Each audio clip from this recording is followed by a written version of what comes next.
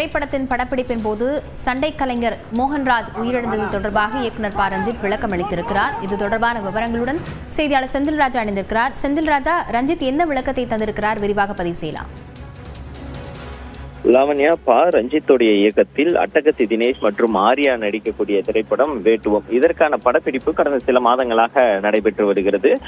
இந்த நிலையில் சமீபத்திய படப்பிடிப்பு வேதாரண்யம் அருகே இது படப்பிடிப்பு நடைபெற்று வந்தது. அதில் சண்டை காட்சி ஒன்றை, அதாவது கார் ஆக்சிடென்ட் காட்சி ஒன்றை படமாக்கினார்கள்.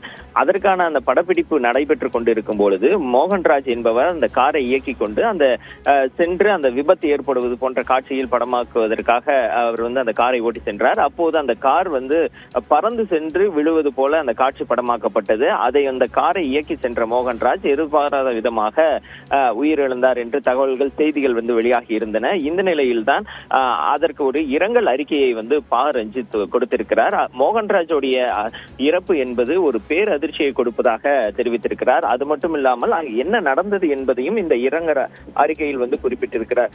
ஜூலை 13ஆம் தேதி காலை தமிழ்நாட்டின் நாகப்பட்டினம் மாவட்டத்தில் நடைபெற்று வந்த வேட்டுவம் படப்பிடிப்பு தளத்தில் திறமையான சண்டை கலைஞரும் எங்களுடைய நீண்ட கால பணியாற்றியவருமான மோகன்ராஜ் அவர்களை நாங்கள் எதிர்பாராத விதமாக இழந்தோம் என்று அவர் குறிப்பிட்டிருக்கிறார். அவரின் மனைவி, குழந்தைகள், குடும்பம் மற்றும் அவரின் சக பணியாளராக, நண்பராக அறிந்த அனைவரையும் தேற்றும் வழி தெரியாமல் நாங்கள் கண்கலங்கிறோம் என்றும் தெரிவித்திருக்கிறார். எப்போதும் போலவே அந்த கிரஸ் காட்சியை எடுக்கும் முன்பு தெளிவான திட்டமிடல், பாதுகாப்பு ஏற்பாடுகள், எங்களின் வேண்டுதல், வாழ்த்துக்கள் என எல்லாம் இருந்தன.